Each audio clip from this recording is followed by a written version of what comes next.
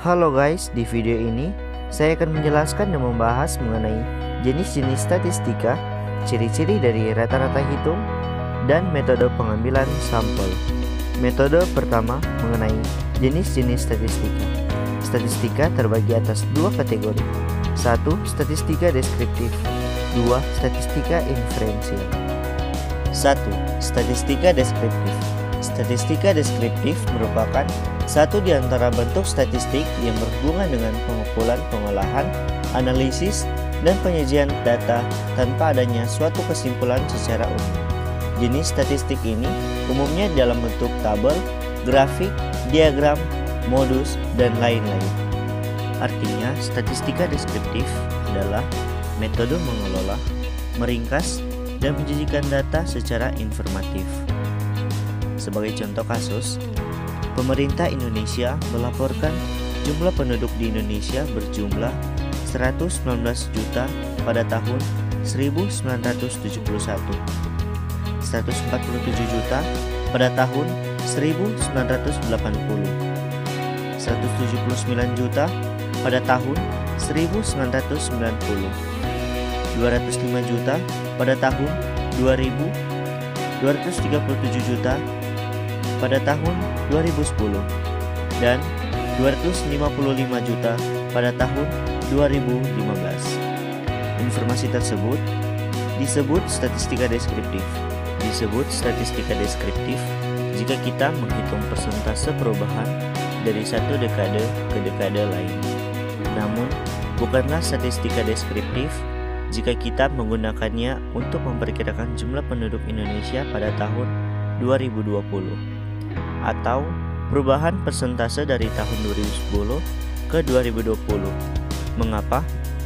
Alasannya adalah statistika tersebut tidak digunakan untuk meringkas jumlah penduduk di masa lalu, tetapi untuk memperkirakan jumlah penduduk di masa datang.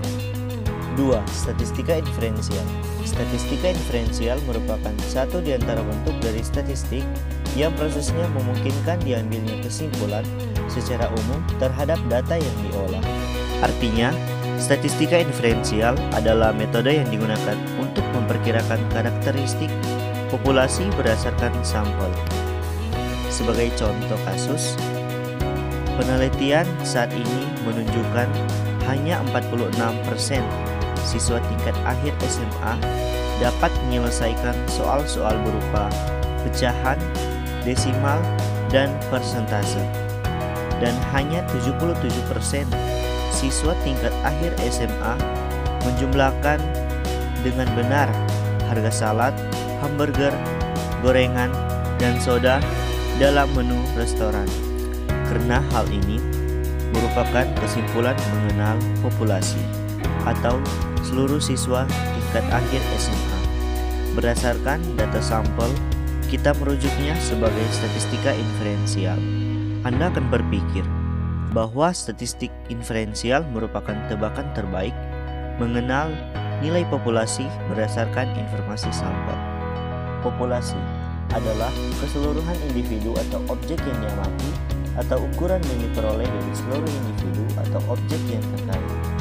Untuk menyimpulkan sesuatu mengenai populasi, kita biasanya mengambil sampel dari populasi. Sampel adalah porsi atau bagian dari populasi yang sejenis. Ya, kita sudah belajar mengenai metode jenis-jenis statistika. Saat ini, kita masuk dalam metode yang kedua mengenai ciri-ciri dari rata-rata hitung. Rata-rata hitung atau mean arithmetic, ukuran yang sering disebut dengan istilah rata-rata ini, dicari dengan perhitungan atau jumlah nilai data dibagi oleh banyaknya observasi.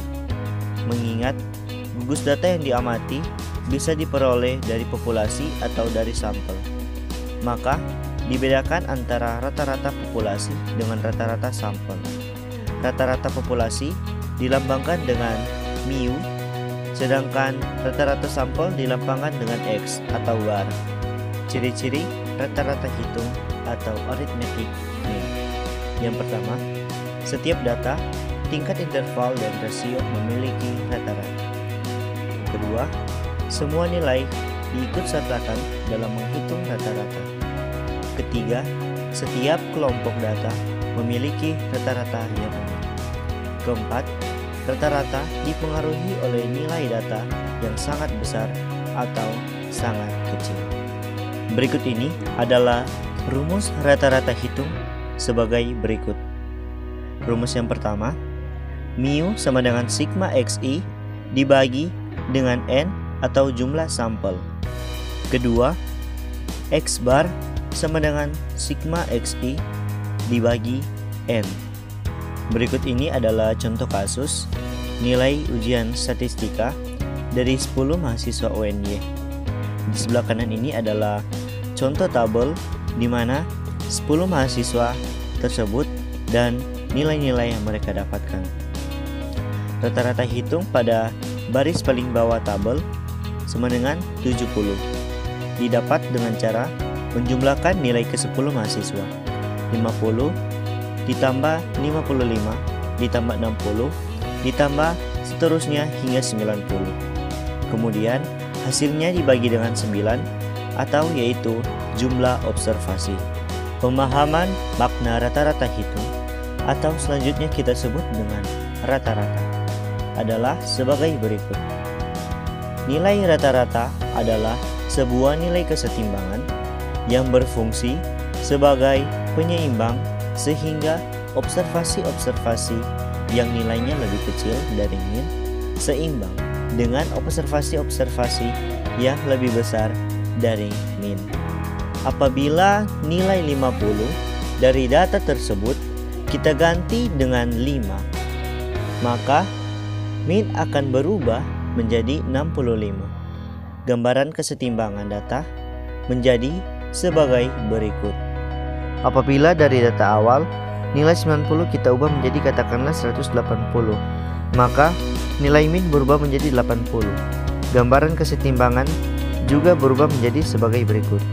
Dari ketiga gambaran di atas, kita lihat bahwa nilai rata-rata sangat tergantung pada besaran tiap-tiap data, termasuk apabila dalam data terdapat nilai ekstrim, yaitu nilai yang sangat kecil atau sangat besar dan jauh berbeda dari kelompok data. Kita masuk dalam metode yang ketiga mengenai metode pengambilan sampel. Sampel merupakan porsi atau bagian dari populasi yang diamati.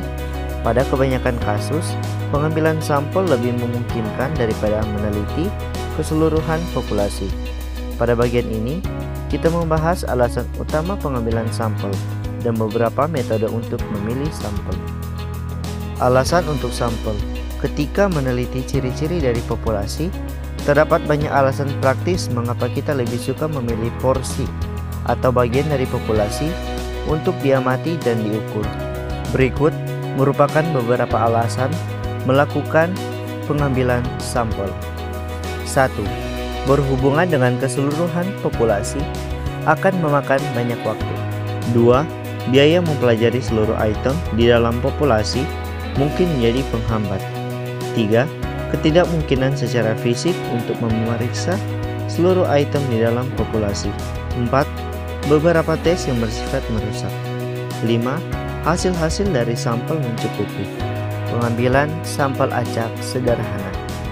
Sampel acak sederhana adalah sampel yang dipilih sedemikian rupa sehingga masing-masing item atau orang di dalam populasi memiliki peluang yang sama untuk dimasukkan. Teknik pengambilan sampel dalam sampel acak sederhana. 1. Lotre. Cara lotre dapat dilakukan pada elemen populasi yang jumlahnya relatif sedikit, 100 atau kurang dari 100. 2. Kalkulator. Tekan tombol run pagar untuk mengeluarkan angka acak. 3. Komputer. Misalnya melalui Excel dengan menggunakan fungsi sama dengan run buka kurung tutup kurung atau sama dengan run between buka kurung tutup kurung. 4. Menggunakan tabel angka random atau TAR. Contoh kasus menggunakan lotre.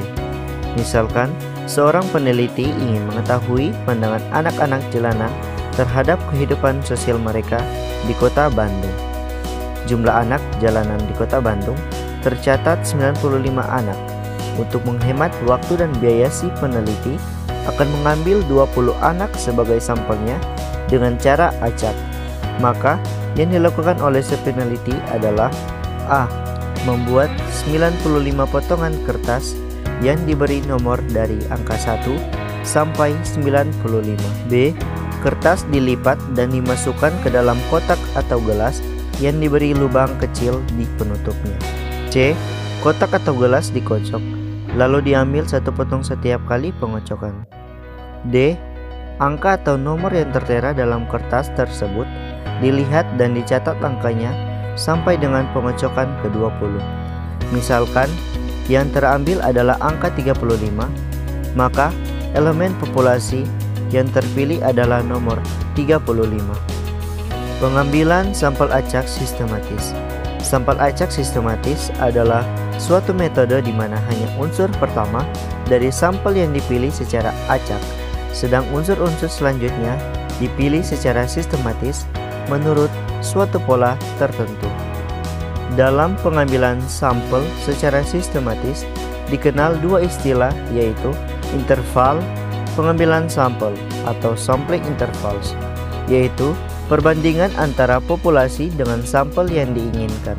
Proporsi pengambilan sampel atau sampling fraction atau sampling ratio, yaitu perbandingan antara ukuran sampel dengan populasi. Langkah-langkah pengambilan sampel secara acak sistematis. 1. Melakukan cek keadaan daftar populasi atau kerangka populasi. 2. Menetapkan jarak atau interval. I interval sama dengan N jumlah anggota populasi per N jumlah anggota sampel. 3. Menetapkan nomor atau penetapan nomor pertama ini dilakukan secara acak atau random. 1, 2, 3, 4, dan 5. 4.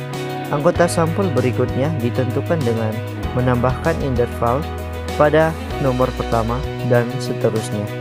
Pengambilan sampel acak bertingkat.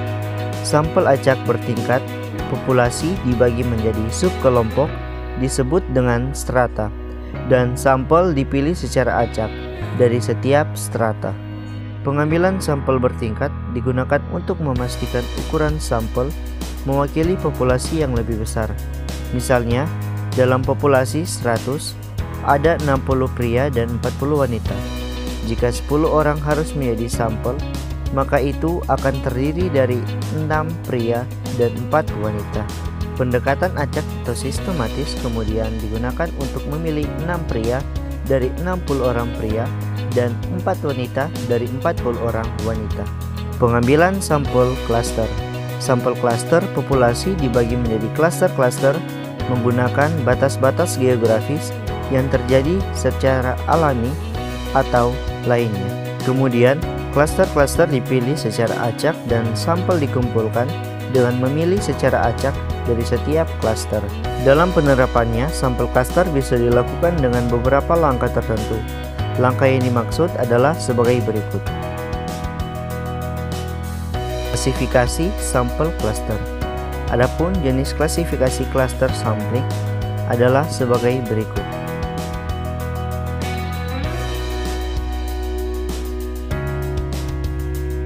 Sampai di sini video penjelasan dan pembahasan dari saya.